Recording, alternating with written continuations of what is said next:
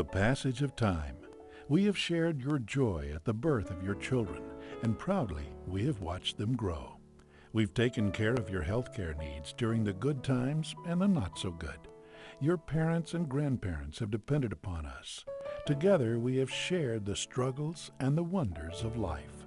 At Oktibbeha County Hospital, we are celebrating 30 years of being your lifelong choice in healthcare. This meeting of the Starkville Board of Aldermen will now come to order. Please rise for the saying of the Pledge of Allegiance to be followed by a moment of silence. I pledge allegiance to the flag of the United States of America and to the republic for which it stands, one nation, under God, indivisible, with liberty and justice for all.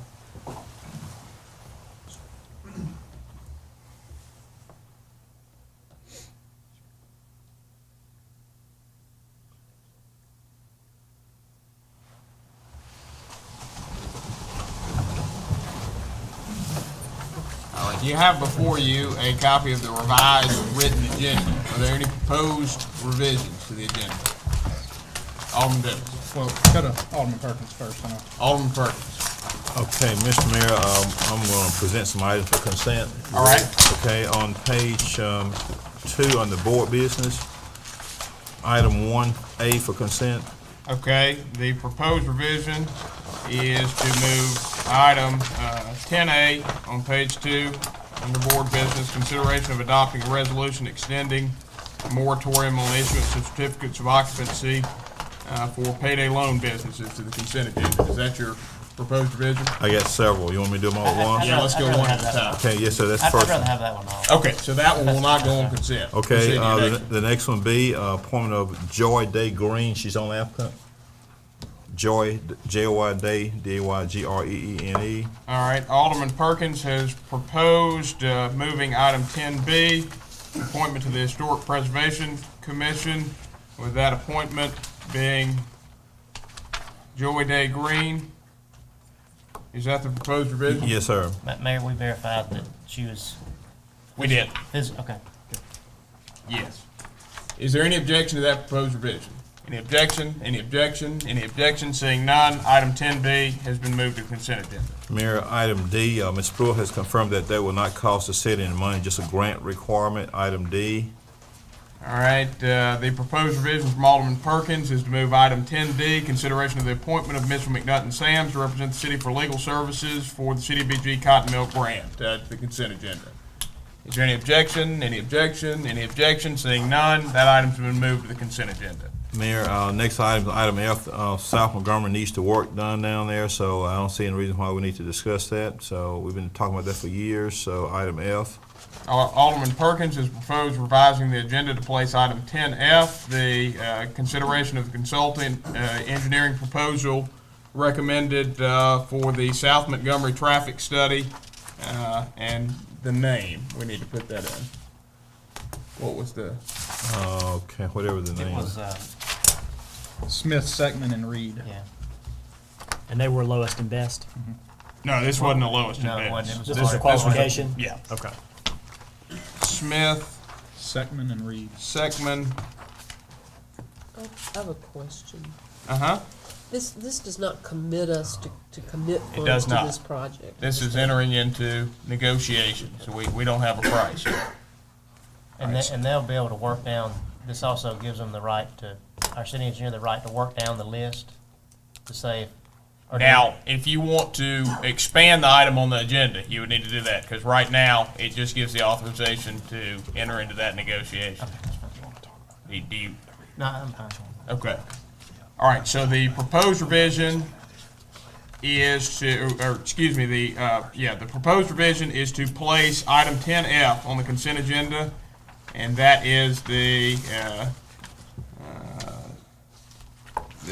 recommendation by the South Montgomery Traffic Study Committee to authorize entering into negotiations with Smith, Sector, and Reed. Seckman.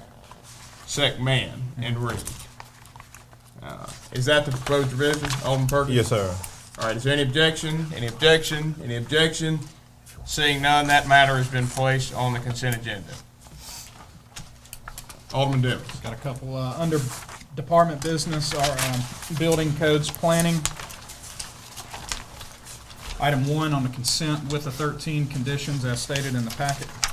All right, the proposed revision from Alderman Dumas is to place item 11B1, consideration of the approval of P&Z item number FP 10-08 on the consent agenda with the 13 conditions as recommended by staff. Alderman Dumas, that's the proposed revision. It is.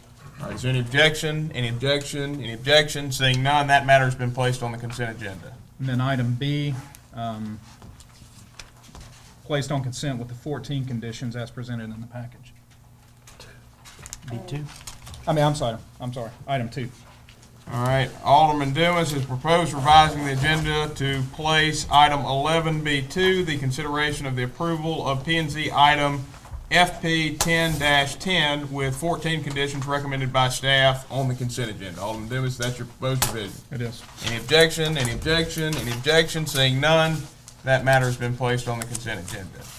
Any further proposed revision? Under personnel, item 2, authorization to hire Bill Flowers to the vacant position of firefighter, place that on consent.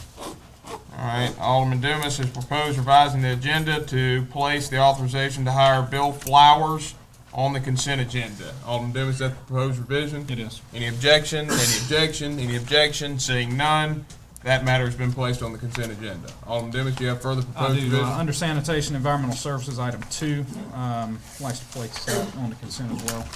All right, Alderman Dumas has proposed placing item 11K2, consideration of the proposal for the Sanitation Environmental Services Department to handle rubbish pickup through for the city beginning in May of 2011 on the consent agenda. Alderman Dumas, that's your proposed revision? It is. Any objection? Any objection? Any objection? Seeing none, that matter's been placed on the consent agenda. Further proposed revisions? Have none more. Any further proposed revisions? Do we have any further proposed revisions? Seeing none, a motion to approve the agenda as revised is in order. So moved. Motion has been made by Alderman Corey to approve the agenda as revised. Do I hear a second? Second. Motion has been seconded by Alderman Dumas. All those in favor, please signify by saying aye. Aye. All those opposed, please signify by saying nay. Measure clearly passes. The next matter on the agenda is the consideration of the approval of the consent agenda. Is there any objection to the consent agenda as revised? Any objection to the consent agenda as revised? Any objection? Any objection? Any objection? Seeing none, the consent agenda has been approved. The next matter on the agenda is the request for consideration of the November 16, 2010 minutes. Discussion. Mayor, I would move approval. Motion has been made by Alderman Corey to approve of the minutes from the recess meeting of the Board of Aldermen held on November 16, 2010. Alderman Corey, is that your motion? It is. Do I hear a second? Second. Motion has been seconded by Alderman Dumas. Alderman Corey, do you wish to speak on the merits? No, thank you. Any discussion? Any discussion? Any discussion? Seeing none, all those in favor, please signify by saying aye. Aye. All those opposed, please signify by saying nay. Measure clearly passes. And that will take us into comments by the mayor and the board. And I have a couple of announcements. First, our retreat, which we've had discussed, I guess, a few weeks ago, will be on January 14th and 15th. That is a Friday and Saturday. It will be an afternoon on Friday and a morning on Saturday. Similar format, well, actually the same format that we used last year. Now, I have not set an exact time yet because I want to get some more feedback from y'all, but we'll do that as we did setting a date for it via telephone. So, members of the press, we'll let y'all know as soon as we have a definite time for it. You said the 14th? The 14th and 15th. Okay, and I would now like to introduce our newest member of the city workforce, Robert Atkins. Robert is joining us in the electric department as a collector. And the city of Starkville would like to welcome Robert. He is originally from Mathiston, Mississippi, graduated from Ackerman High School. He attended Holmes Community College in Goodman, Mississippi, where he majored in drafting and design and received a degree in design technology. Before joining Starkville Electric, Robert worked for Babcock and Wilcox as a machinist for 13 years. Robert's family includes his brother, Joanne Atkins. His mother, Joanne Atkins, his father, Jerry Wayne Atkins. They attend Victory Baptist in Matheson. When Robert isn't busy with work, he enjoys Mississippi State football and motorcycles. In fact, it was through motorcycles that he got to know Tommy Stinson, who works for Starkville Electric. Tommy encouraged Robert to consider applying for the position of collector. Please join me in welcoming Robert Atkins to the city workforce.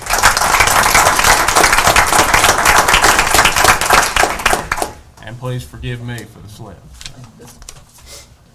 All right, that concludes my announcements. Are there any announcements or comments from the members of the board? Any announcements? Alderman Carter. I would just like to use this opportunity to say that, as board liaison to the Municipal Airport Board, just I've had an opportunity to get to know those guys and just wanted to give a thumbs up to them. They're pretty efficient and effective, and I guess I'm saying this right, but the FAA grants are around 95%. The remaining 5% is split between MDOT's got 2.5%, and the city and the county university do a partnership with the other 2.5%. So just for that, I mean, you're looking at a $1 million project costing the city hardly anything, and they do a lot of projects out there that pretty much go unrecognized. I mean, other than through here, but the airport, I'd say from our end, it's looking pretty good and running pretty well as a board. So just want to recognize them. Further comments or announcements by the members of the board? Any further comments or announcements? Any further comments or announcements? Seeing none, we'll move to citizen comments. And any citizen wishing to make comments this evening may do so by coming forward, introducing yourself, and you'll be recognized to speak for a maximum of 3 minutes.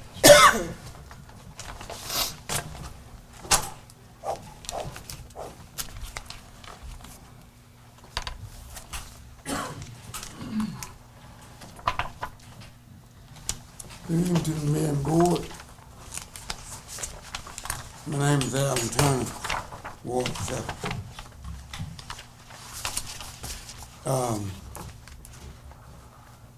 Citizens are very concerned about safety,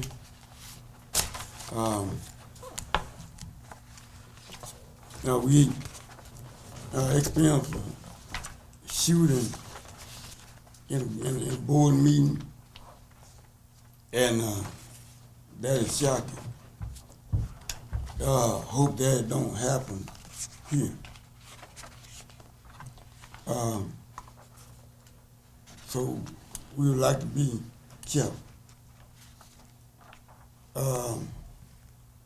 We are very concerned about the Christmas parade.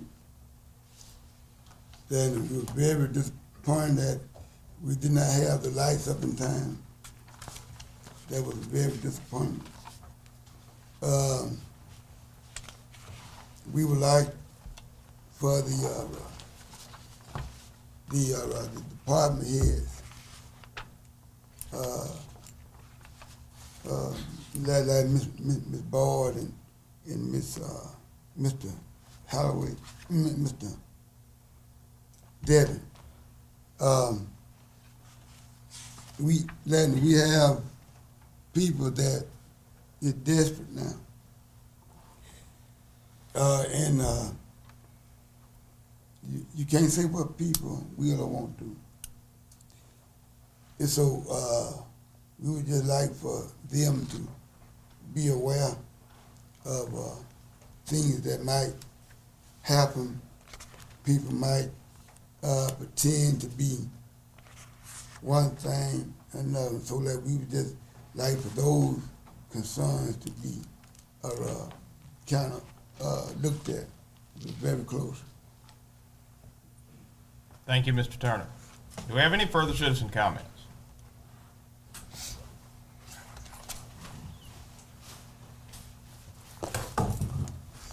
Mayor, board, my name is Chris Taylor, I'm Ward 7. And I have a concern that really request that everything be tabled until January meeting, except what already been consented. Due to it's a Christmas time, holiday spirit, and the only thing we're gonna do tonight is get in arguments and everything else. And our people already got the blues because of what's going on the economy. So just request, if you can, table what's now, because I got a Christmas party at 7. And some other people have Christmas parties. Thank you, Mr. Taylor.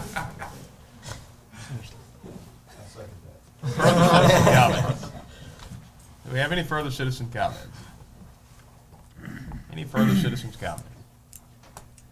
Seeing none, we'll move to public appearances, and we have a public appearance tonight by Frank Jones, who is here to speak on his appeal of the denial of BOAA, that is Board of Adjustment and Appeals, item number VA 10-05. And Mr. Jones, you will have a maximum of 10 minutes to use as you choose. If you would like your counsel to utilize some of that time too, you can use it however the two of you would like. Thank you. I think I'm just let him.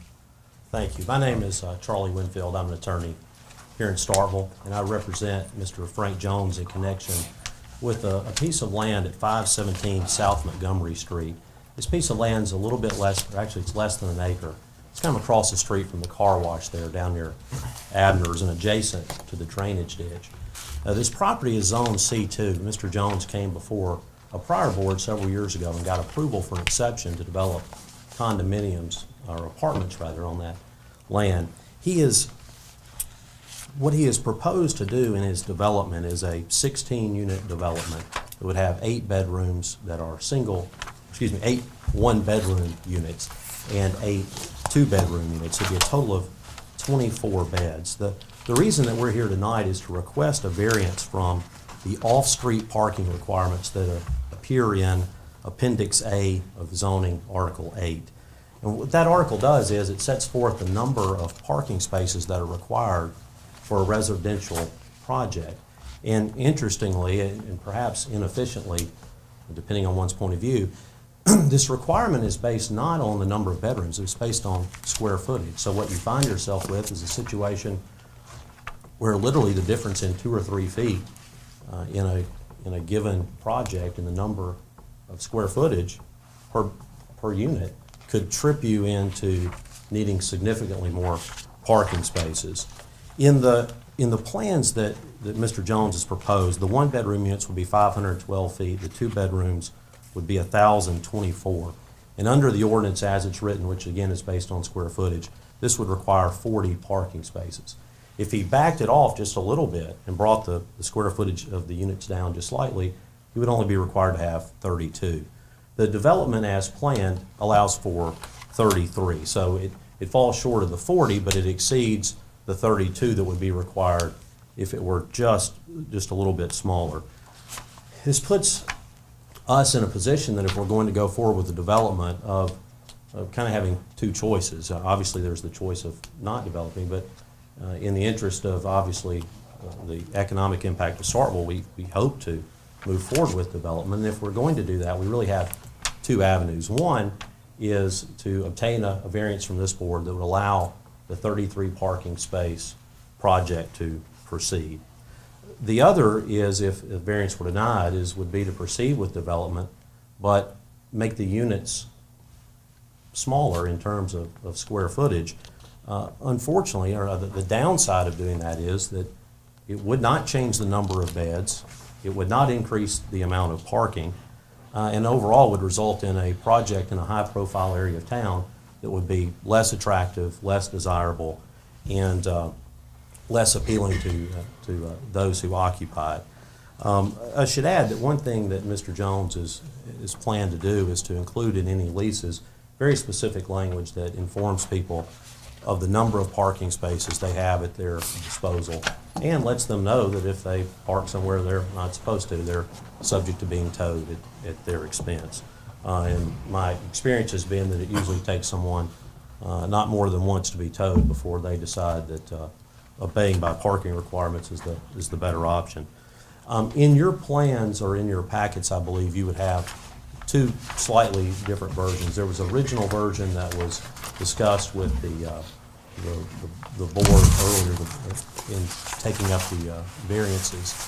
There's been a slightly revised proposal, and that results from Mr. Jones's conversations with various members of the Board of Aldermen, getting their feedback, and actually results in a layout, I think, that is much safer to handicap residents, in that it provides better sidewalk access and provides for a better plan overall. The fundamental request, though, that we're making is that we have a variance from the 40 requirement to 33 spaces.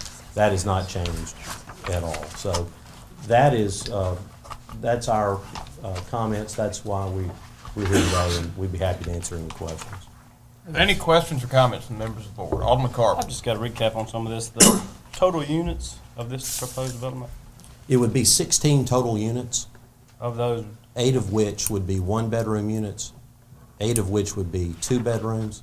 So it results in 24 units, and we'd have 33 spaces. So there would be 9 extra, what you can call visitor spaces.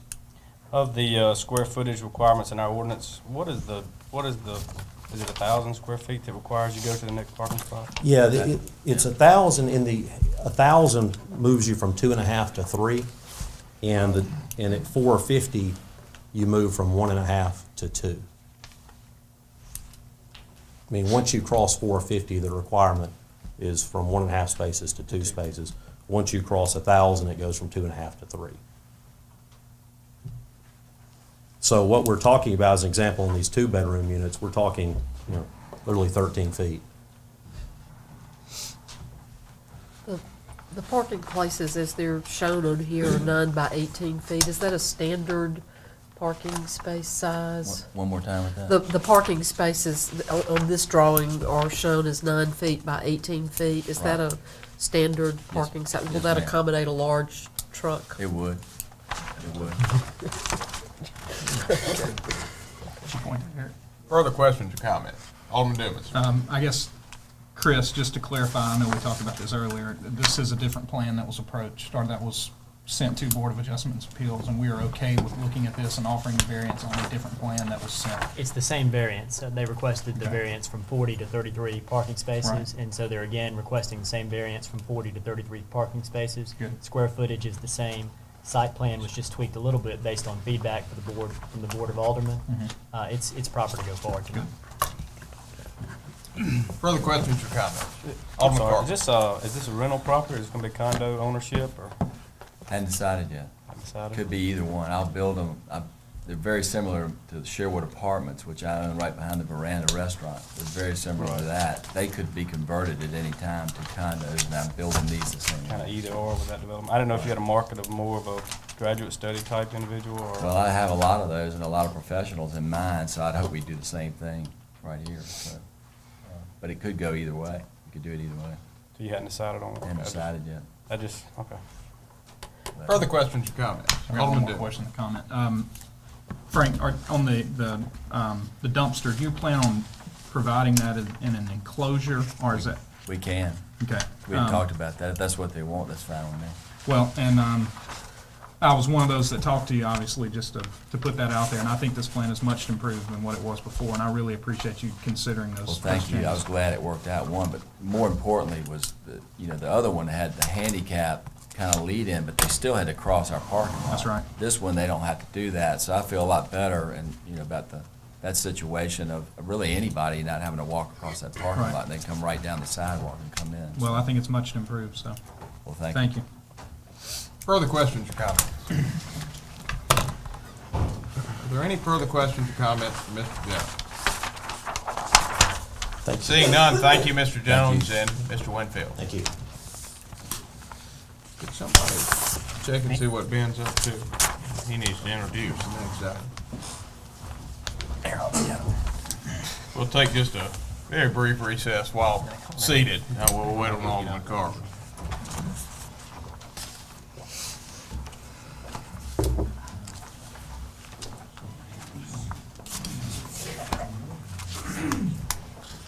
Mr. Mayor, why are we waiting on him? Because he needs to introduce the next item. He's the sponsor.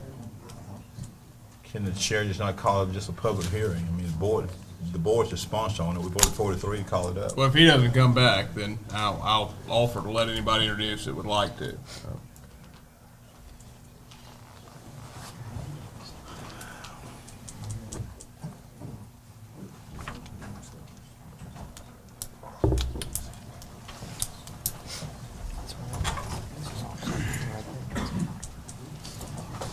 All right, the meeting will now come back to order. The next matter on the agenda is our first public hearing on the amendment of the sidewalk ordinance 2009-07 to identify specific areas for an exemption from the requirement for sidewalks. Alderman Carver, would you like to introduce? Yes, sir. This is a consideration of amending the 09-07 sidewalk ordinance to include the quadrant, the definition of the quadrant of the industrial region for the city of Starkville, which would be Industrial Road, Miley Road, Pollard Road, and Airport Road. Are there any further introductory comments by the members of the board? Any further introductory comments? All right, seeing none, we'll move to the public comment portion of the public hearing, and we'll conduct this in what has been standard practice in the past, where we will hear alternating from those for and those against the ordinance. Everyone will be given a maximum of 3 minutes who chooses to speak, and each side will be given a collective maximum of 15 minutes. We will proceed until either both sides have exhausted their 15 minutes or until no one else wishes to speak. Is there anyone wishing to speak in favor of the proposed ordinance? Anyone wishing to speak in favor of the proposed ordinance revision?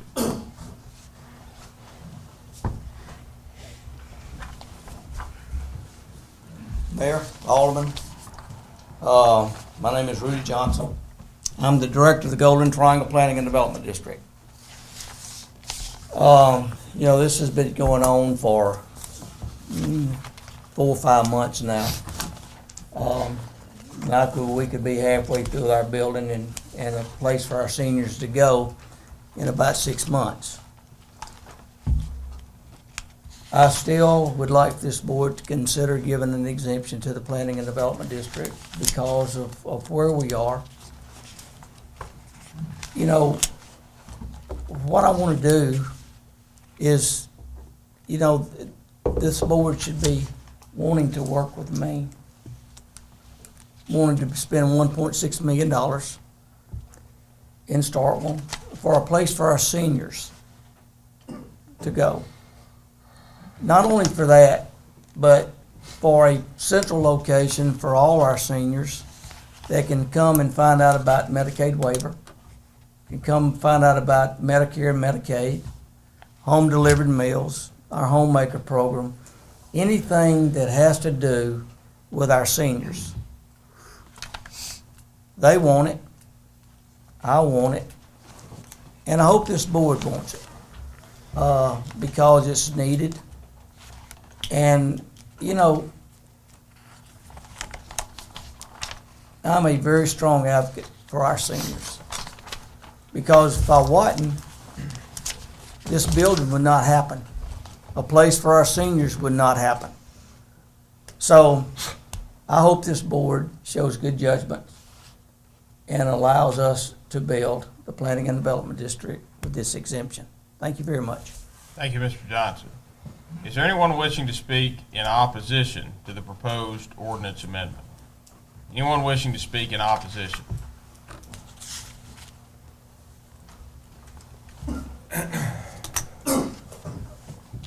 Good evening, I'm Mark Duncan. I'm a resident of Ward 1. After the last meeting, I felt that it was important for me personally to understand exactly what was in this area that we are trying to deem an industrial area within the city of Starkville. So I took the time and went out and photographed every business that actually exists in this industrial area to see exactly what's going on out there so we would know whether or not this actually fits the bill of an industrial area. So I felt that it was important that I bring these to the attention of the board as well as the public in general, because I don't really think that based on what we have there, we can really classify this as an industrial area. So I'm just going to read through some of the actual businesses that are in our industrial area. We'll start with Ability Works.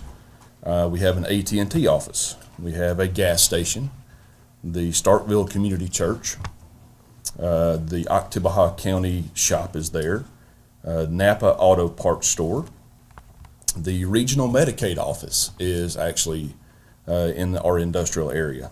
There is an Interstate Battery Store, a mobility medical office that provides wheelchairs for those that are disabled. There is a pet supply store, a rental and party store, ServPro that does residential service for, I guess, appliances and home repairs. There are numerous storages and warehouse buildings. There is a gymnastics academy, an engineering firm, a cabinet shop, the GTPDD, budget rental car, fire station, and a co-op for Oktibbeha County. Looking at these businesses here, I just don't see how we could possibly consider this an industrial area. Thank you for your time. Thank you, Mr. Duncan.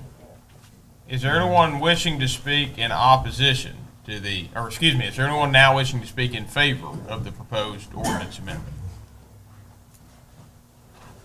Mr. Duncan did not mention the, Jim McKell, Ward 5. Mr. Duncan didn't mention the Coca-Cola plant, Flex Steel, all the manufacturing that's there as well. It's reasonable and logical to issue a variance, because if you put the sidewalk there, the nearest sidewalk is 1.6 miles away. The nearest continuous sidewalk in Starkville, which, by the way, is in poor repair, as are many of the sidewalks in Starkville. In addition, a sidewalk placed there is going to block drainage off the road and will start and end in a ditch. So if you walk to the end of a sidewalk that's placed at the PDD, you will step off into a ditch. The property there is all already developed. So there's not going to be, unless the city decides to put a sidewalk in, there's not going to be a connecting sidewalk. Reasonable, logical thought is necessary here. And I ask that you be reasonable. Thank you. Thank you, Mr. McKell. Is there anyone wishing to speak in opposition to the proposed ordinance amendment? Hi, I'm Chris Gottbrath. I'm Ward 2, and I'm the Ward 2 representative to the Transportation Committee. By considering this exemption, you are setting a precedent. I'm sorry, I wrote these down because I wanted to pack a lot into them in 3 minutes. By considering this exemption, you are setting a precedent that I hope we will not come to regret. You appear to be willing to put an unfair and arbitrary exemption into an ordinance without going through sort of a fact-based process. It looks like you're doing this, I don't know for sure, but it looks like you're doing this in response to a very clear threat from an individual and without regard to the safety, general goals like accessibility and health of the citizens of this town. The issue here, I think, is really an issue of land use, zoning, and traffic patterns. And we are considering making a change to an otherwise fair, I mean, it applies to everyone fairly, ordinance without actually considering, I think in a rational way, any of these factors. Where are our facts here? Why can we not get a traffic count for the streets here, both of pedestrian traffic and street traffic, before deciding to arbitrarily take these 4 roads and not have, or several roads, and not have a sidewalk on them? Can we actually consider what's actually in this area before declaring it to be, without zoning to support this, an industrial area? And I thank the last con speaker for going a ways towards that. Can we not consider the geography here and figure out what 2 regions this connects? How is the city, and in general, how is the city going to react to the next person who simply doesn't think the laws that apply to the rest of the community should apply to them? Those in this community that have argued for sidewalks and have spoken on this issue in our meetings and elsewhere are not against seniors, not against developers. They are for safety, for accessibility for all the citizens of Starkville, not just those with wheelchairs, those who are younger and older than median age, for a fair and responsible development that leads to better Starkville. As I mentioned before, I'm the Ward 2 representative of the Transportation Committee. As such, I'm particularly mindful of the needs of folk living in Ward 2. I'd like to point out that Industrial Park Road is the shortest path between quite a large number of apartments on Lynn Lane and the shopping areas on Highway 12, including Walmart. To exempt this particular road, in addition to all the others, or the several others, places the interests of a few, perhaps a single, local petitioner against the safety of the people in my ward. Thank you. I urge you to reject this very arbitrary proposed amendment and pursue planning based on the needs, on facts and the needs of the people of Starkville. Thank you, Mr. Gottbreath. Anyone wishing to speak in favor of the proposed ordinance amendment?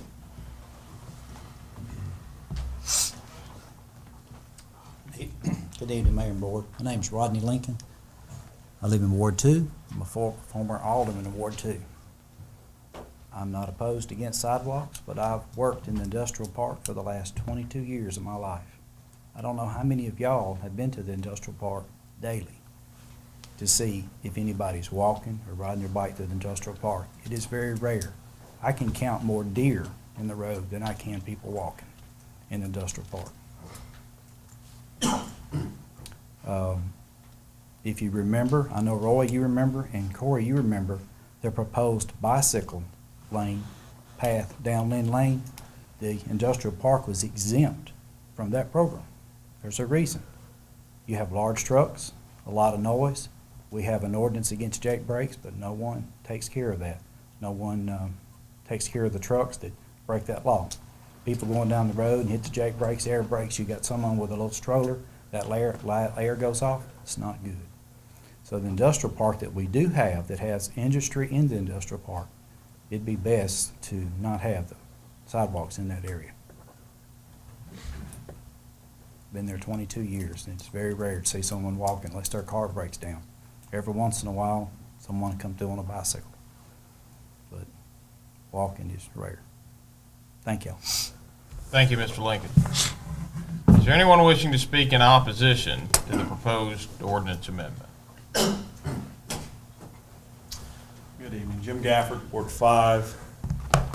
As you all know, I'm quite passionate about this issue, and I think all of us support the fact that we need facilities for our seniors, and that no one is against that. Part of this argument that somehow a sidewalk will mean that we can't have a senior center has been brought up, and I think that is a flawed argument from the get-go. I think it's pretty obvious, and I won't get into that. But what the real issue here is not about sidewalks. It's really about a lack of vision for the city of Starkville. And of course, we have 7 people on this board, and having a cohesive vision is a difficult process to achieve.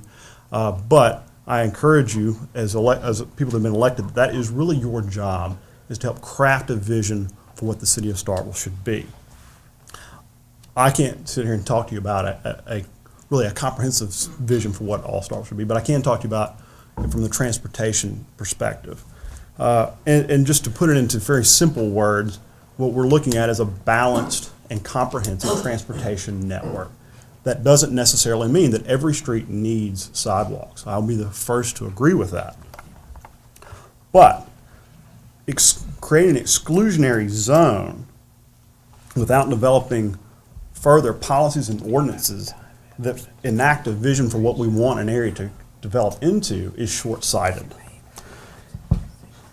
Creating a zone that excludes sidewalks doesn't make it industrial by nature.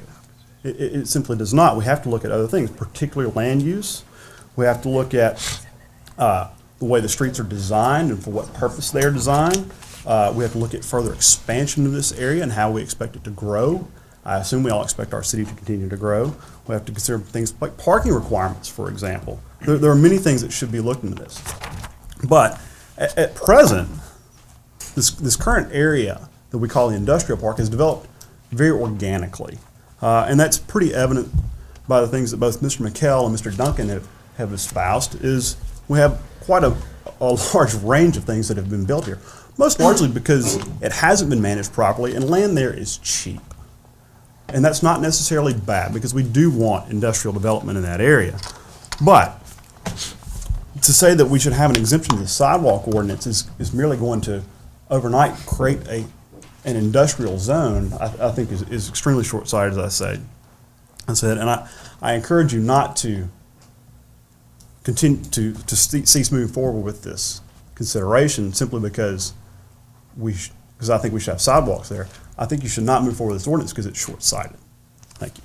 Thank you, Mr. Gafford. Hold on just 1 second. I want to update the totals for each side. 3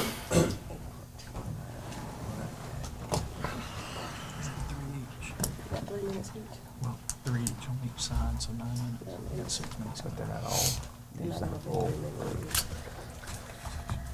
I got 7 minutes left in favor and 4.75 left in opposition.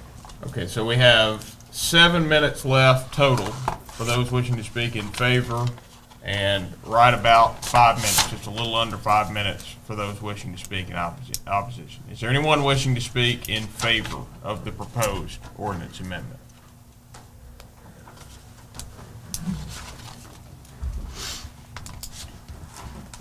Georgia Marbury, Ward 3. It seems that the focus of the Transportation Committee's work has become confused in that there's a question as to whether or not we want sidewalks. I don't know of anyone who is against having sidewalks. But the problems arise out of the demand that sidewalks be built by everyone, everywhere. Good, sound, common sense tells everyone that there must be a degree of wiggle room that allows for discretion. And I think you'll find this with any contractor or any businessman or leader anywhere. So my recommendation is to work on one area of the city at a time, prioritize that area and work on that area and get that in good shape, and then move to another area. Long-term vision is really good, but a systematic, organized plan that prioritizes the most needy places for sidewalks should be developed and followed. Thank you. Thank you, Ms. Murphy. Is there anyone wishing to speak in opposition to the proposed sidewalk ordinance amendment? My name is Dennis Nordine, and I live in Ward 4, and I am a senior citizen. I may not look like one, but I am. And for others to speak about me, I think is, first of all, unfair.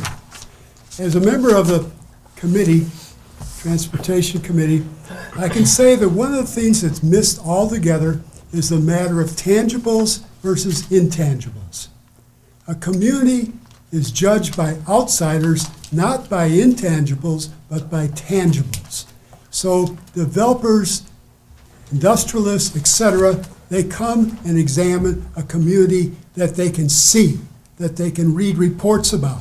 You don't judge a community by, oh, there's nice people here, or wonderful citizenry and helpful people, all this kind of thing. This just does not resonate. What does resonate is the school system, the transportation system, the infrastructure, parks, recreation, how good is the police department, how good is this and that, things that are measured. And if you take a city that's judged internationally as the most desirable to live is Copenhagen, Denmark. 50% of the residents of that city ride bicycles to work and ride bicycles to their schools. How many do that in Starkville? And if you look at the American city that's generally judged best, it's Portland, Oregon. Why? Because they are opposed to sidewalks? I don't think so. I think the tangibles take over. And that's why I am objecting to this idea that we don't need sidewalks in particular places. Everybody in this city has a right to walk to where they want to go. Thank you. Thank you, Mr. Nordine. Anyone wishing to speak in favor of the proposed ordinance amendment? Anyone wishing to speak in favor of the proposed ordinance amendment? Is there anyone wishing to speak in favor of the proposed ordinance amendment? All right. Seeing no one, is there anyone wishing to speak in opposition to the proposed ordinance amendment? All right, Mr. Mills, I see you. Well, I'm Charlotte Fuquay, Ward 5. Two comments. One, the comment that, well, no one would ever use a sidewalk in the industrial park. Well, several years ago, I ran out there on a very regular basis. So some people do and might. Further, and Stan, forgive me if I'm incorrect, but I think I have this right, that there were some members of some people that worked for Ability Works that worked for Starkville Recycling and helping with sort recyclables. Is that correct? Those people live or work about a half a mile from Starkville Recycling. I think they probably would have been able to walk to Starkville Recycling from Ability Works had there been sidewalks available for them as they did that. The other comment that I would like to make is that a precedent of bypassing a committee that has been working diligently sets a rather bad precedent. And I am on a city committee and really wondering what's the sense? Why should I, if that committee is not going to be able to function in the way that it should be able to function? So I'm disappointed that you would try to work around a diligent work that's being done by a committee and not allow them to function the way they need to. Thank you. thank you, Ms. Fuquay. Is there anyone wishing to speak in favor? Now, Judge Mills, were you wishing to speak in favor or in opposition? No. So, I'm not, I want to amend this. okay, so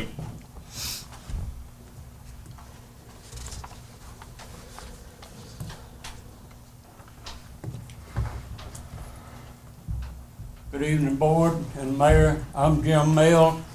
I'd like to emphasize the fact that 34 years ago, I put the dirt work under Gulf States Manufacturing, and we worked like everything from a company from Columbus was coming over here and buying property, 10 acres, put a manufacturing in to give people an employment. And I think that industrial park is very important to the city of Starkville to provide the opportunity for industry to come to Starkville. And, you know, I don't understand why we would put up barriers to where that people that own industry would say, I would not go to Starkville for that. Because that is a very valuable property out there. It's beautiful property. And people would be interested in developing it. But most of the industry that come here is going to be interested in putting a building up, getting machinery in it, and employing people. And I think the board should be looking at providing employment for the people of the city of Starkville and surrounding areas, rather than putting up something as a barrier to people moving to Starkville to go into business. And this is just business.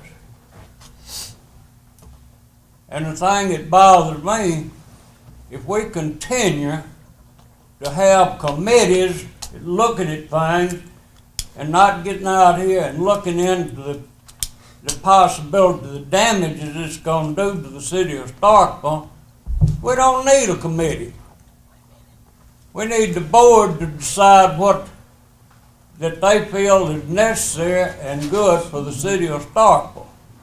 And I'm trying looking out for the future of the people in the city of Starkville. Thank you so much. thank you, Judge Mills. All right, and that exhausts the 15 minutes for those speaking in favor. No, he was in favor. Yeah, so that. So it's gonna put in favor at 10 and in favor at 11, so they have 4 minutes left. Okay. How about in opposition? They have 2.25. Okay, we had that backwards. There is approximately 4 minutes remaining for those wishing to speak in favor of the proposed ordinance amendment, and those wishing to speak in opposition have about 2.5 minutes remaining. So we have time probably for about one more speaker for, and a couple of speakers in favor. Or, excuse me, one more speaker in opposition and a couple of speakers in favor. Is there anyone wishing to speak in opposition to the proposed ordinance amendment?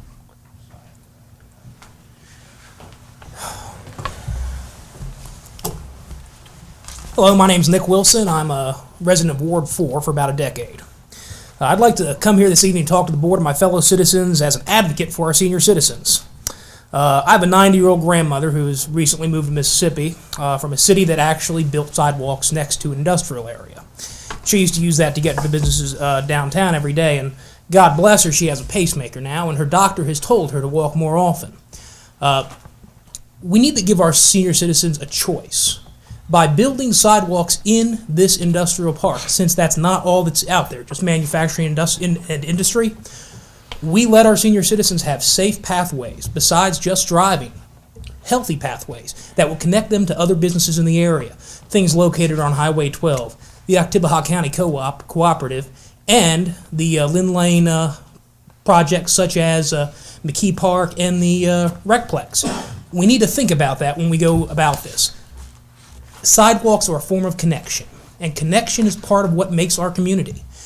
And I think we should enact policies that allow us to have more connections and bring our community closer together. Thank you. Is there anyone wishing to speak in favor of the proposed ordinance amendment? Anyone wishing to speak in favor? Is there anyone wishing to speak in favor of the proposed ordinance amendment? Anyone wishing to speak in favor?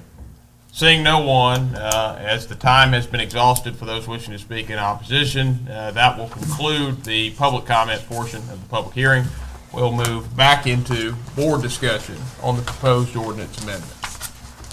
Do we have any discussion from the members of the board? Any discussion? Any discussion? Any discussion? Alderman Carter. Go ahead.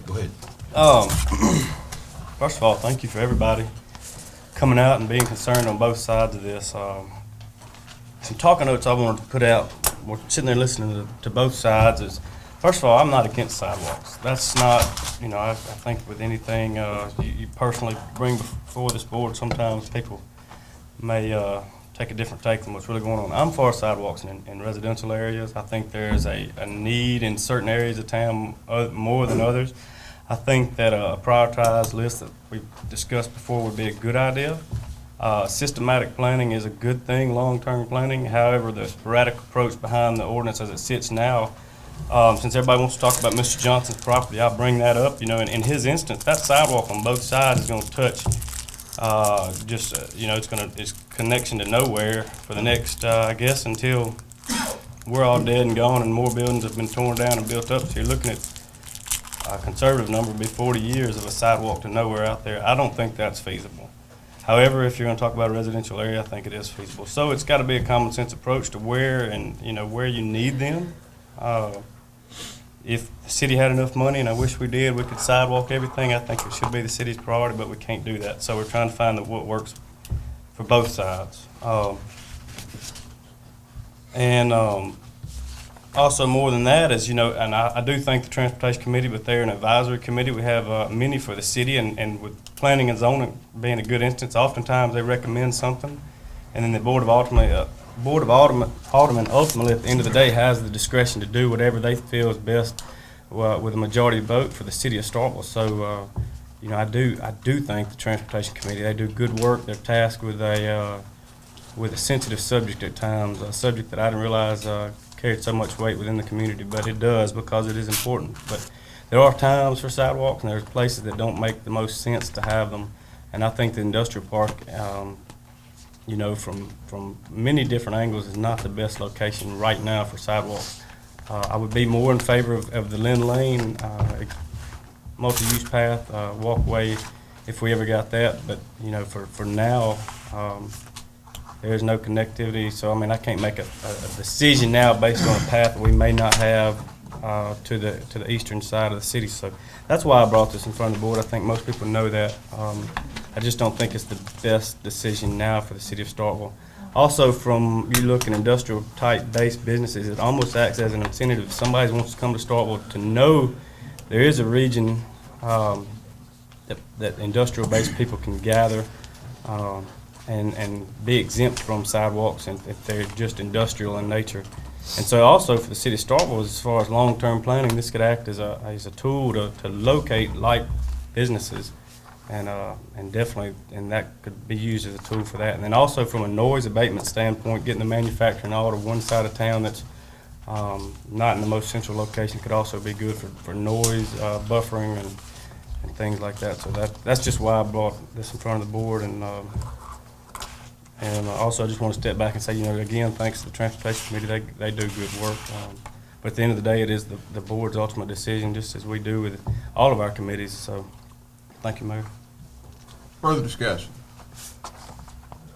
Mr. Mayor, let me just briefly make some comments about this. I made some comments about this at the last meeting, and I am of the clear opinion that the industrial park area needs to be exempt from the city's sidewalk ordinance. We have long recognized as a board and as a city the area in question as being the industrial park area. We recognize that even when we first start collecting the 2% food and beverage tax monies more than a decade and a half ago. The request that has been presented tonight certainly is a legitimate and governmental request. Mr. Carver, the gentleman from Warren, made some good points there. We want to thank Mr. Johnson and others for their comments. It appears to me that there have been a lot of negative comments that have been directed over the course of this entire discussion in the paper and outside of the paper against Mr. Johnson for bringing the matter before the board. There's nothing unusual about that happening. You know, he is making a request just like any other citizen make a request, and we've heard different comments tonight, and I am of the opinion that, again, that the industrial park area is purely industrial in nature.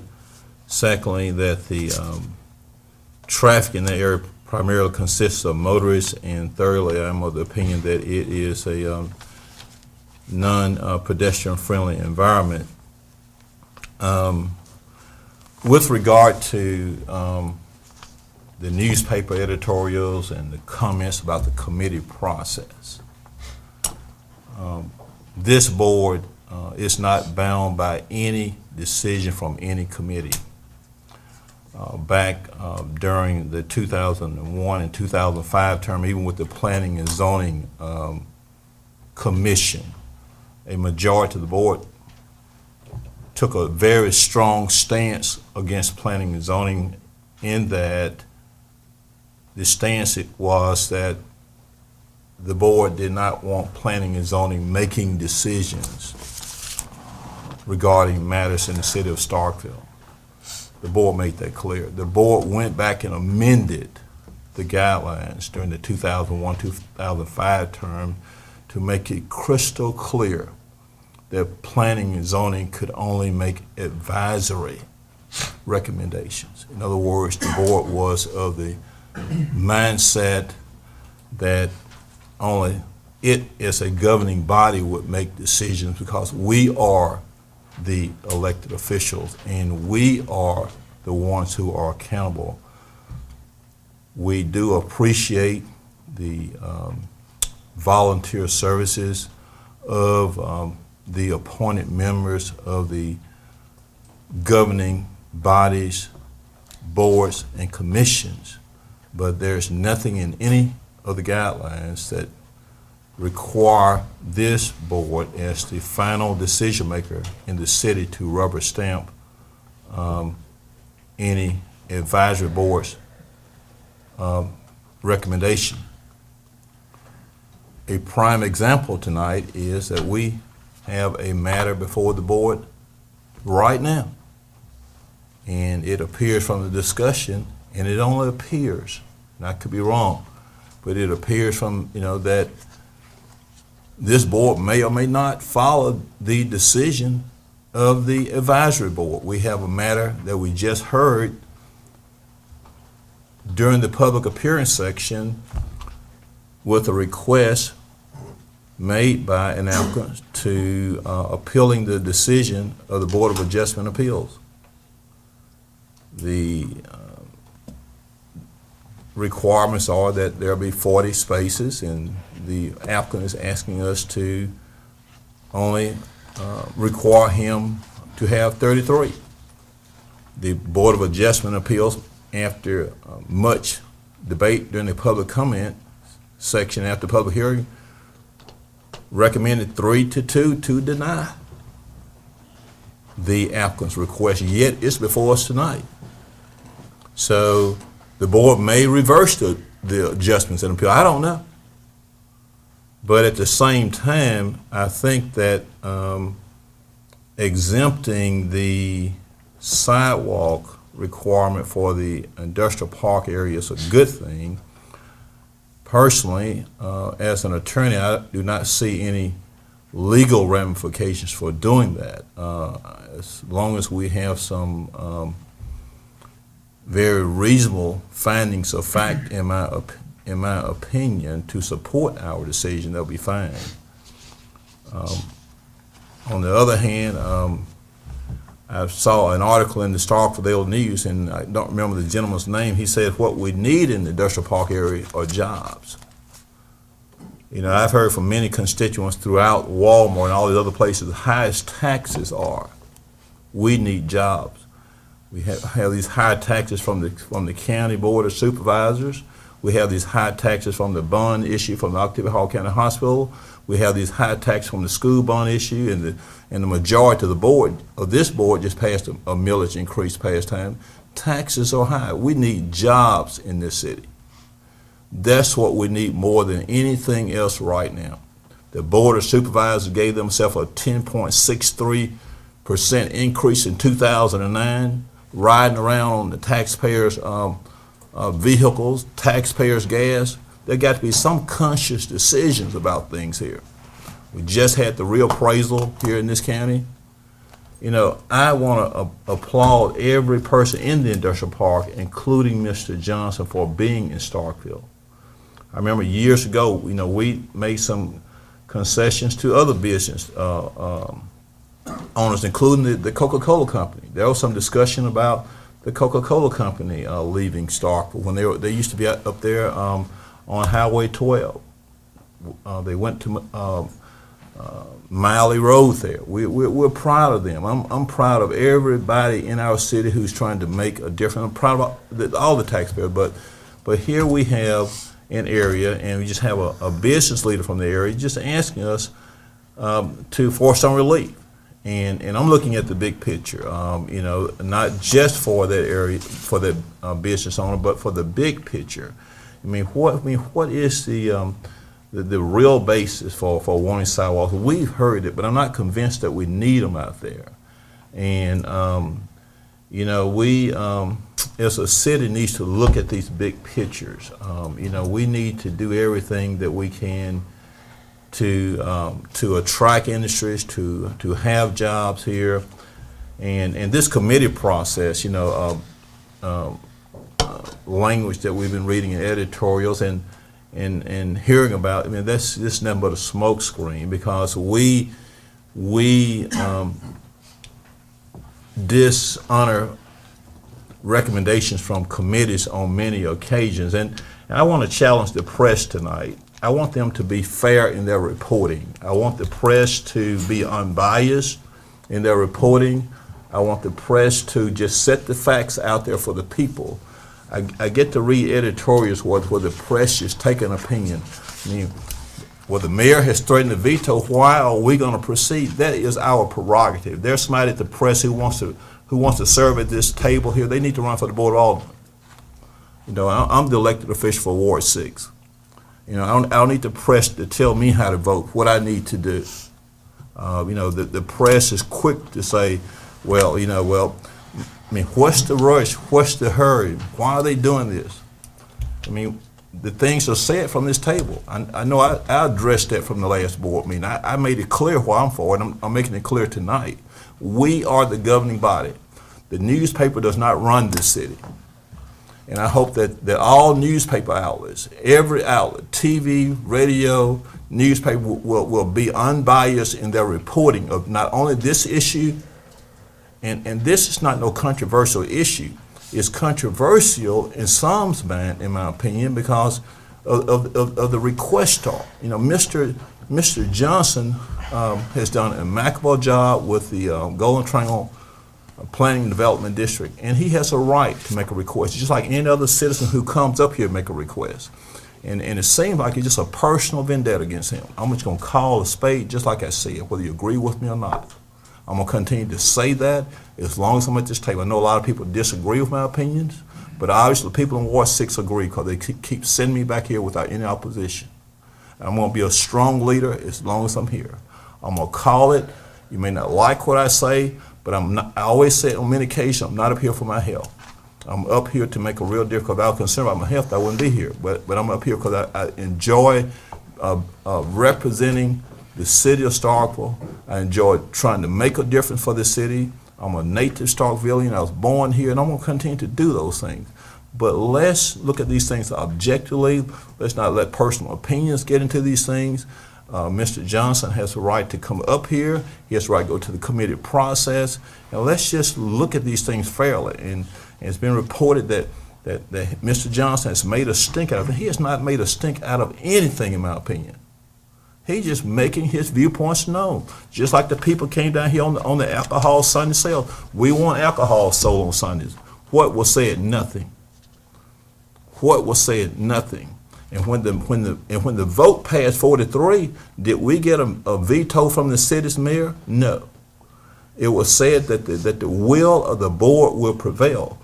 You know, we have to work together in this city, and we have to look at things objectively and treat all these matters fairly and consistently.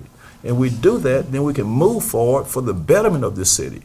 Because when I look at matters and things that come before, I just look at the facts. I don't look at the messenger. I look at the message.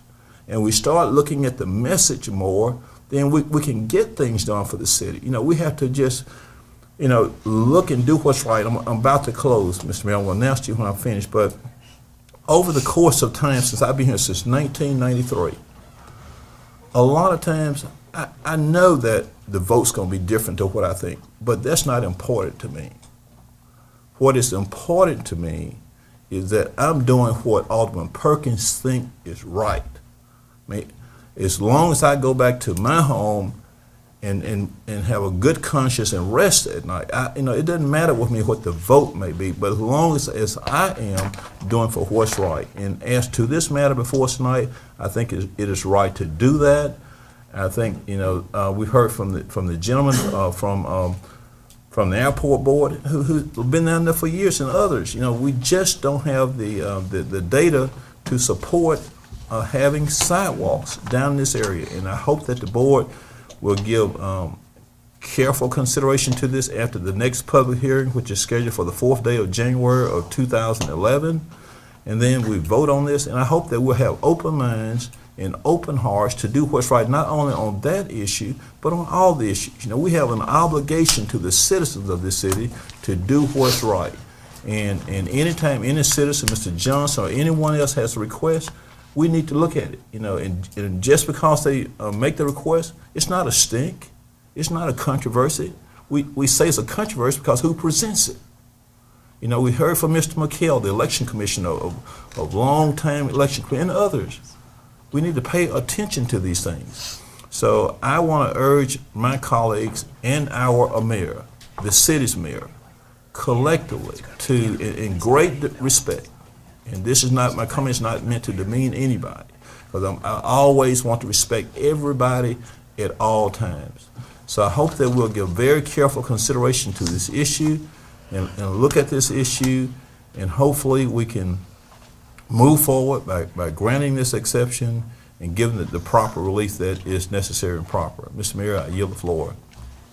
Further discussion? Any further discussion? Any further discussion? Any further discussion? Any further discussion? Any further discussion? Seeing none, that will conclude this, our first public hearing on the proposed amendment to the sidewalk ordinance. And that will carry us to board business and to the consideration of adopting a resolution extending the moratorium on payday loan businesses. Alderman Sistrunk, would you like to introduce? I would. We adopted this moratorium last January, and the reason that we chose to go the moratorium route was that we were in the process of working on our comprehensive plan. I'm of the opinion that we make our best public policy decisions when we take a holistic approach toward reviewing these things rather than addressing items onesie twosie as they come up. So as it turns out, big ships do in fact turn slowly, and we're not as far along in the process of the comprehensive plan as we had hoped to be by this time of year. I'm asking that the board consider extending this moratorium for 12 more months to give us time to finalize the comp plan, amendment of the comp plan, and to look at this along with other zoning issues that face the city. I have no intention of requesting another extension if we don't have the comp plan in place by then. Rather, we'll need to address this on a single case basis and deal with it in a more permanent fashion. And will you finish? No. The city attorney has some guidance he'd like to provide on this issue. Just wanted to refresh the board's memory on the legality for moratoriums. The Mississippi Attorney General has provided an opinion that moratoriums are generally legal under Mississippi law, but the test is that they have to further the immediate and temporary preservation of the public peace, health, and safety. Two key words in that rule are immediate and temporary, and extensions and even a series of extensions would seem to undercut those two words and put the city on a little bit shakier legal ground. So my recommendation would be that if the city does approve this extension, that we condition it somehow that we get this done either through a zoning rework or a comprehensive plan rework, and that there not be extensions into perpetuity, because that would put us on shakier legal ground as the extensions go on. Mr. Mayor. Alderman Perkins. Mr. Attorney, if the board desires to extend this for another 12 months, and what language are you recommending to the board that we have to go another 12 months to allow later for any necessary planning and zoning action? So what would you recommend to the board for language? Yes, sir. The alternative between either handling this from a zoning standpoint or truly getting to it from the comprehensive plan. The first moratorium, put a moratorium on this to give the city time to revamp the comprehensive plan and deal with that issue holistically. And the city will have to determine whether it can get to the comprehensive plan in the next year or whether it needs to take care of this issue separate and distinct from the comprehensive plan. So alternative language where either the city gets to it through the comprehensive plan or addresses the issue through a zoning amendment. My specific question to you, counsel, is if the board wants to extend this for 12 months, because the prior motion was, and we may not even need the extension, because the prior motion, to my recollection, counsel, was that it would be done for 12 months or until adoption of the comprehensive plan. So we have not adopted that, then the moratorium still is in full force and effect, isn't it? That's a good point. So in other words, I just want you to give the mayor and the board good legal guidance on this, and I'm not saying you will not, but the last motion, I don't have the motion before me, but my recollection is that it was approved that the moratorium be for 12 months or until the adoption of the comprehensive plan, whichever is the latter. You can correct me if I'm wrong. So if that is the correct motion, then the moratorium is still in force and effect and no action would be needed on this. Am I correct? No, it's whichever was the former. So the 12 months. Oh, that's the former? Yeah, Okay, sunsets okay. the Okay. resolution. If that's the case, Mr. Attorney, give us the language right now so we can extend this for 12 months in light of your comments. Sure. I hadn't seen AG's opinion, but give us give us some language that we can extend for 12 months in the event the board wants to do that. Okay. I think you can work from the suggested motion at the end of the item, where it says, or until the completion of the comprehensive plan for the city of Starkville. I would put a comma and say, or until the city addresses the issue through zoning within the next calendar year. Ms. Sistrunk, I didn't have that before, and I'll second it if you want to make that motion. I will if you'll give me just a second. Take your time. Would you state that again, please, Mr. Latimer? Sure, just tag a clause after that, the or that the city address the issue through zoning within the next calendar year.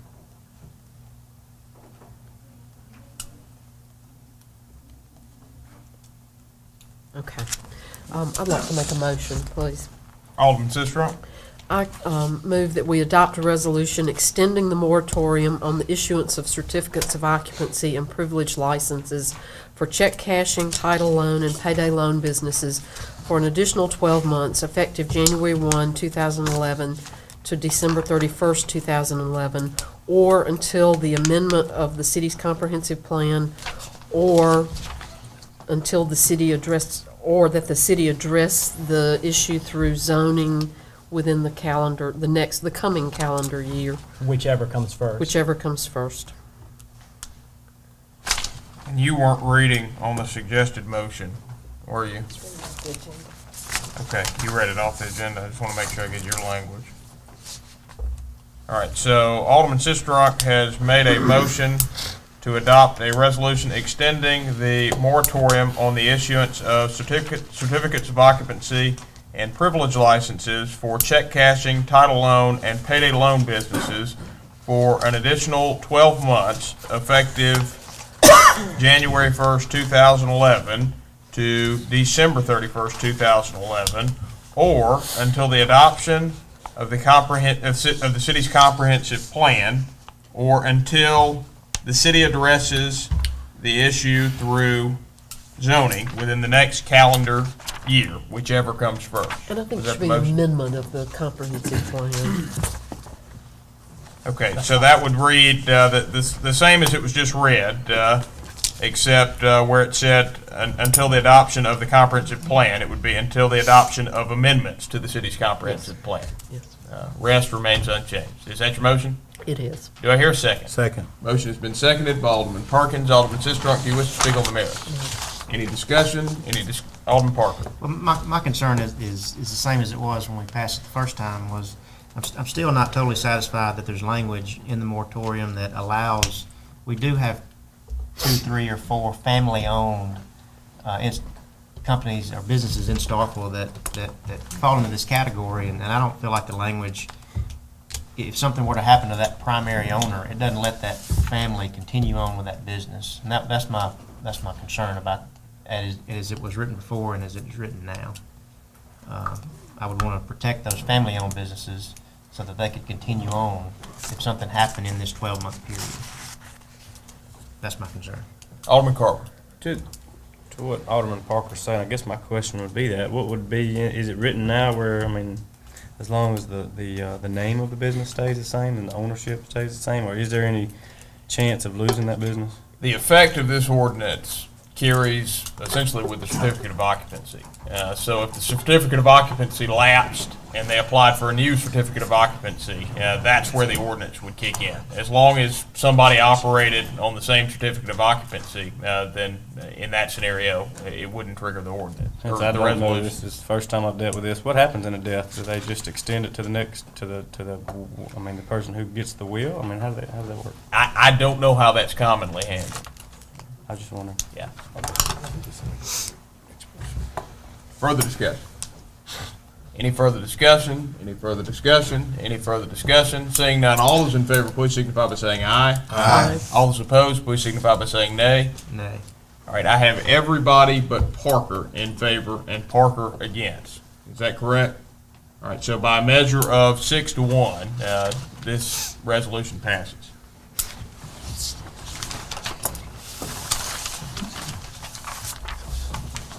The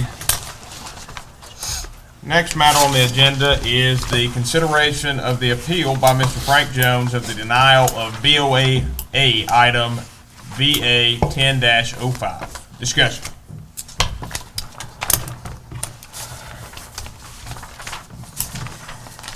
I've got a question for the city attorney. I brought up the question of a enclosure there for the trash receptacle. Is that something that's allowable as a condition under this request? It is. You can add a condition. That's allowable under the Board of Adjustment and Appeals ordinance that governs the initial hearing on this and would carry over to this board. And Mr. Jones, did you say that you were comfortable with that, or?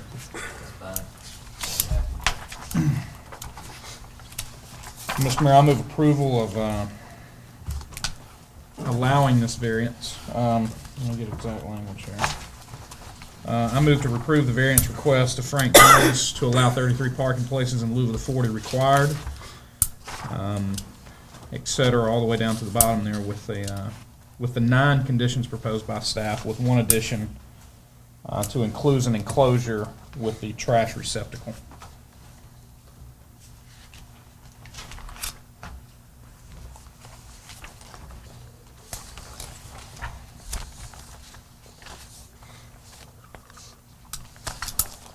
All right, Alderman Dumas has made a motion to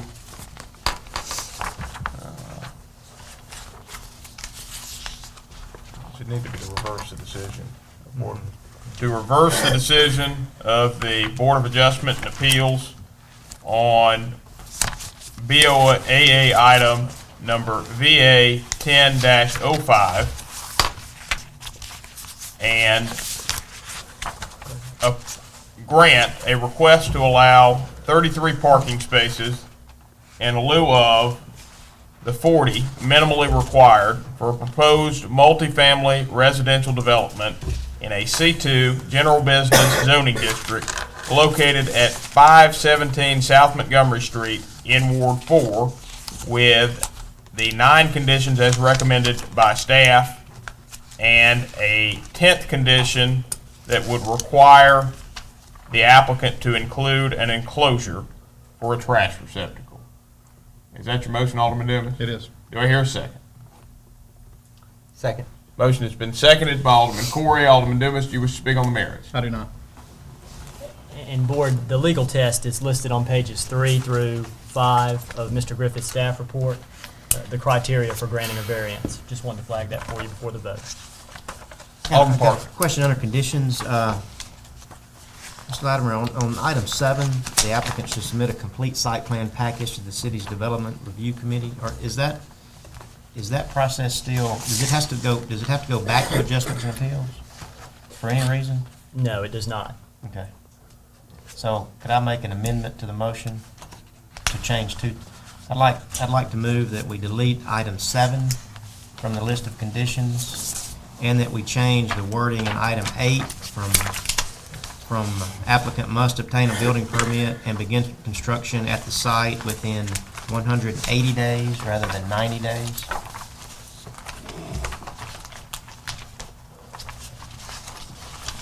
All right, the motion is to amend the main motion to strike condition number 7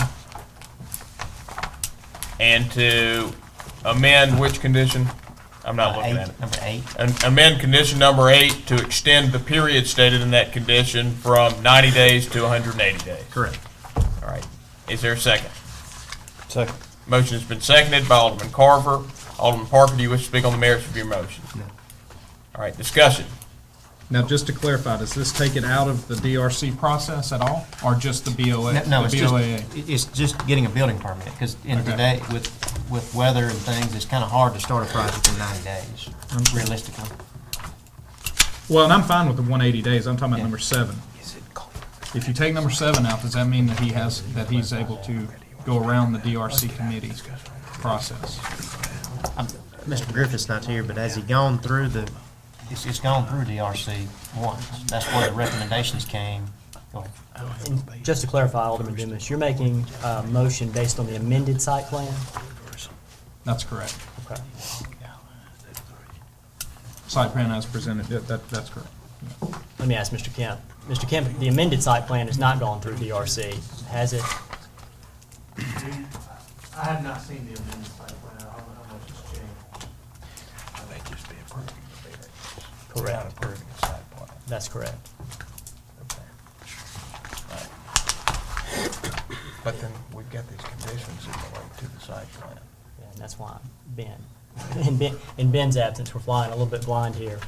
So let me ask Mr. Kemp again. Would an amended site plan go back to DRC review?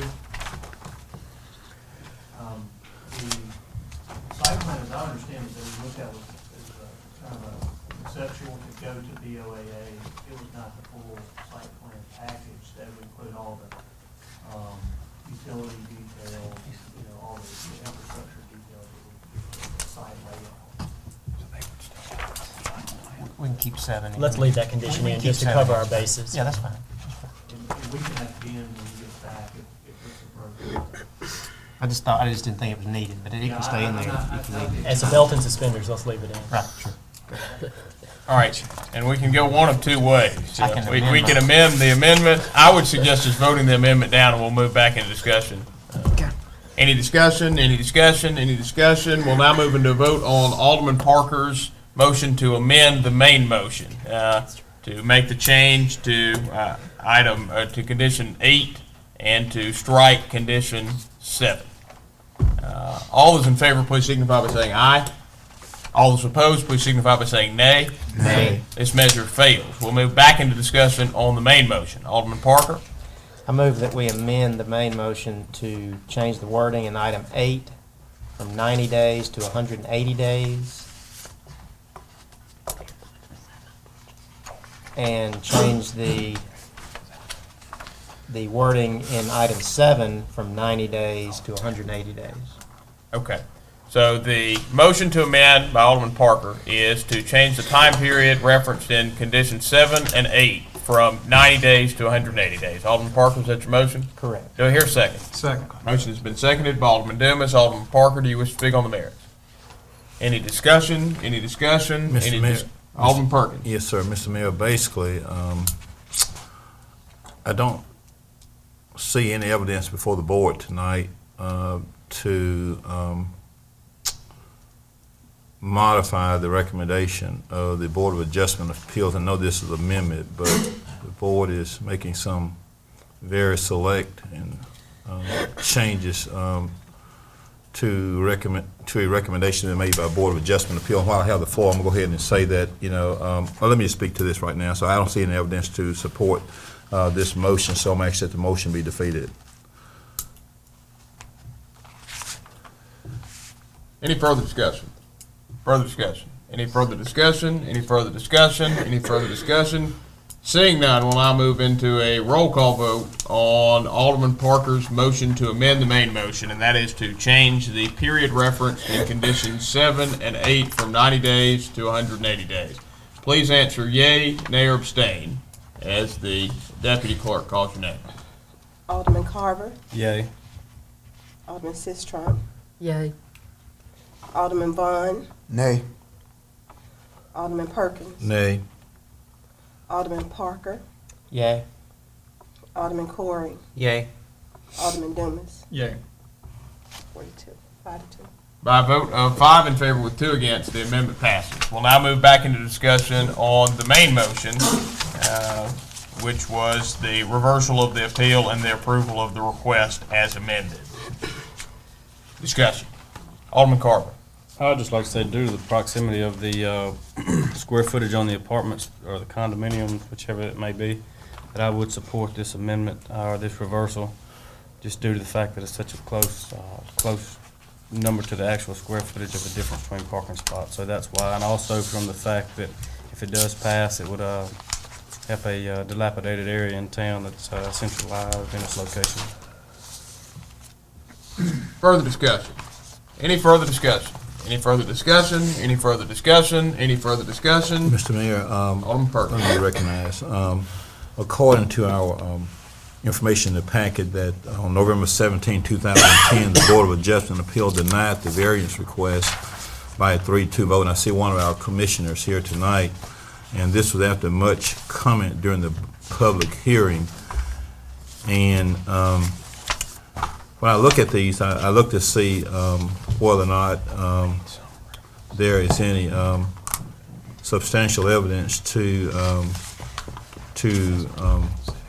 dishonor the commission's decision, whether or not the decision is arbitrary, capricious, whether or not there's any statutory constitutional right violated, or whether or not it was within the authority of the commission. And I don't see whether any of those factors have been met. The commission had a full house on the full panel, rather, on the date in question, with one commissioner being absent. That was the commissioner from Ward 6, the chair.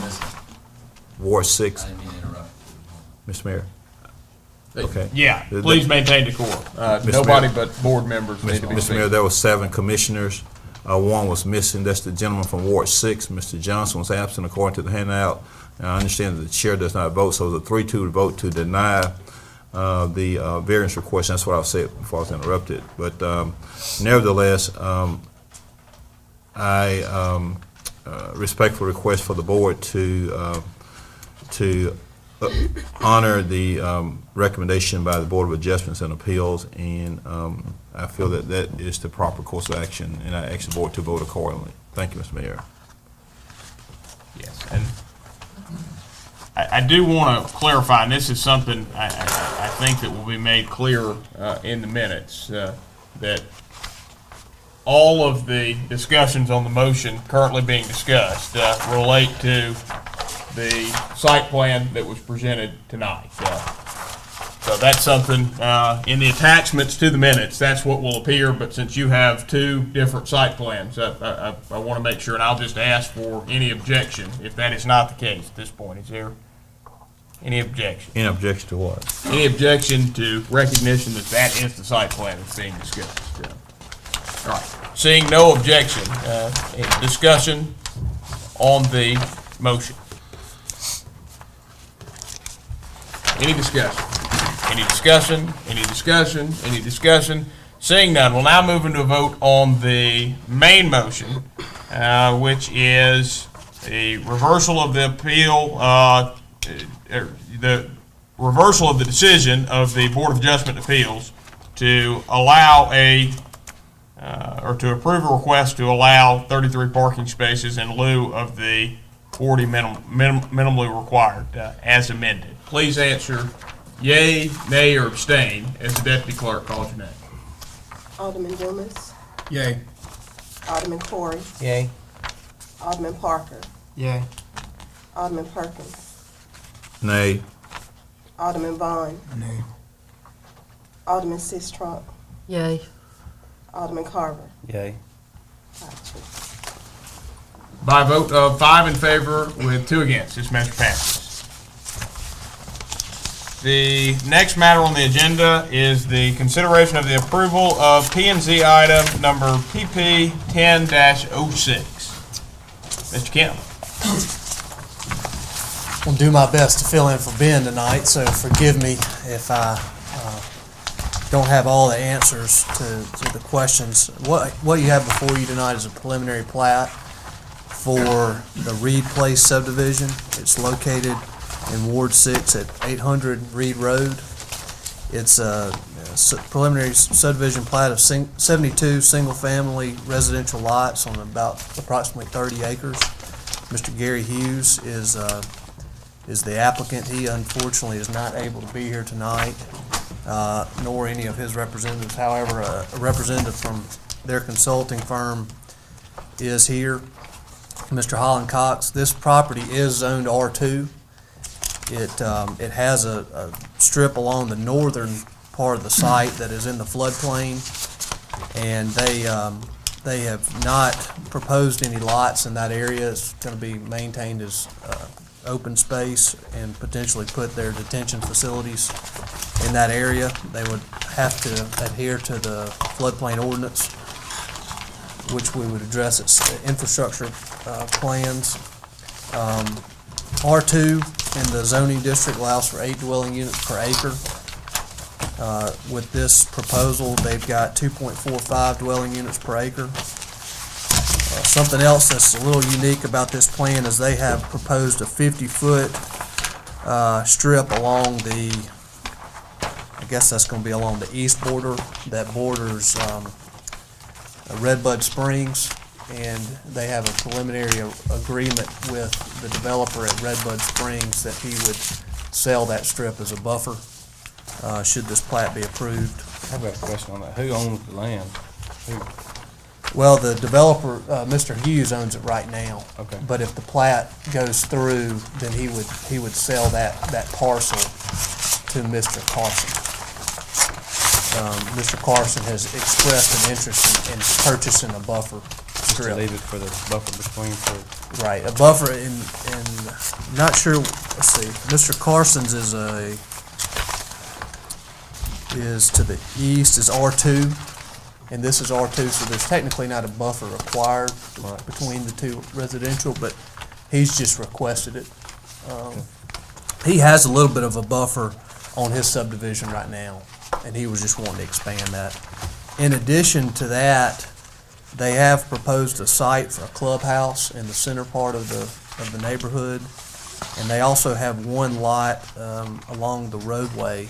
It's a 1 acre parcel that the applicant has requested to leave unsubdivided at this time. So with that, I'll try to do my best to answer any questions. I will add at the end that P&Z did approve this with the conditions indicated in the packet.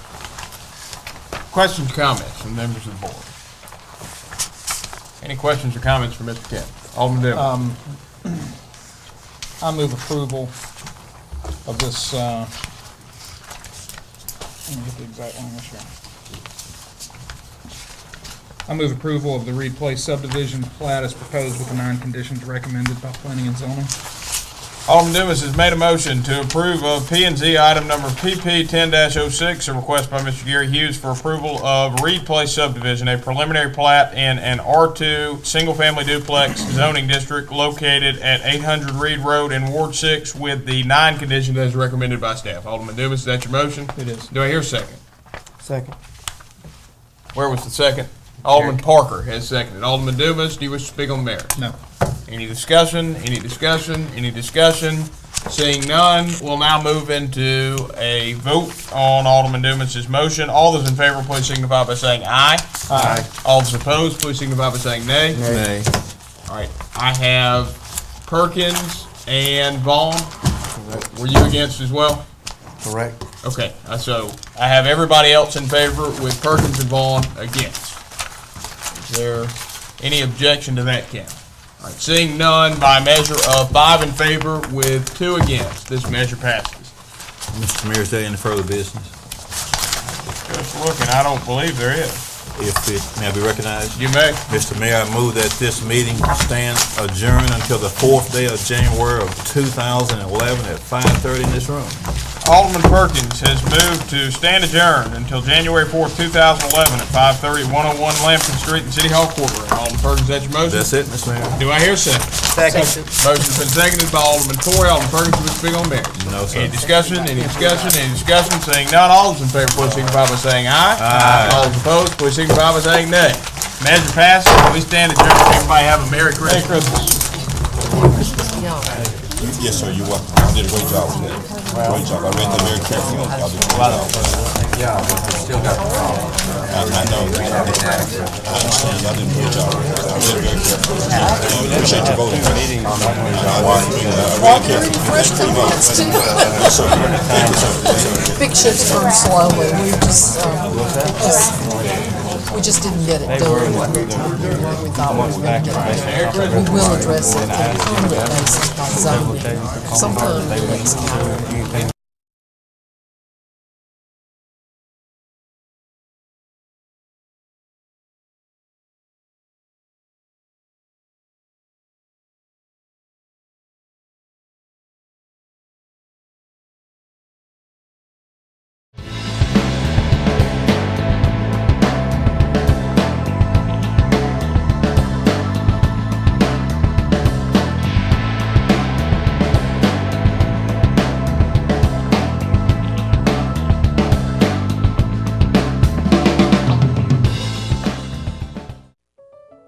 passage of time, we have shared your joy at the birth of your children, and proudly we have watched them grow.